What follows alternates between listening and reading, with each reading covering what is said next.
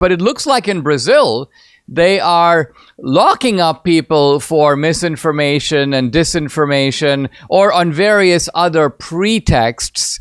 And as you say, they're defining misinformation so broadly that they're not just talking about whether you made an error in saying that Lula was convicted or unconvicted, but you're making truthful statements about his allies, and they don't want you to say that not because it is false, but because it's true.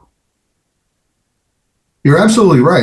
There are so many. You listed some parallels. When we see the Twitter files Brazil, we see that everything that was happening in the U.S., meaning you had government officials putting pressure on social media companies to mold the social discourse and the debate on the society. So they wanted some stories to be shadow banned, some people to be shadow banned, some people to be removed. That in the US was done informally by the deep states.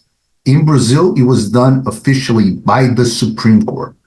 And that's the way I put it, Dinesh, is that we got the same virus, we just have different immune systems. And the US is like that guy that used to be an athlete in high school or in college. And now he's been drinking too much beer and maybe he's not in the best shape, a little bit of belly, but still, this is a strong guy. Brazil is an old lady with 90 years old, all underlying conditions you can imagine. So the immune systems react differently, but the idea is the same. What is the idea? So the way I see is that after the populist, you can call it national populist, conservative populist movement started in the 2010s. You've seen Bolsonaro, you've seen Orban, you've seen even Macri in Argentina was kind of like the same thing. You've seen Trump, of course, the Brexit.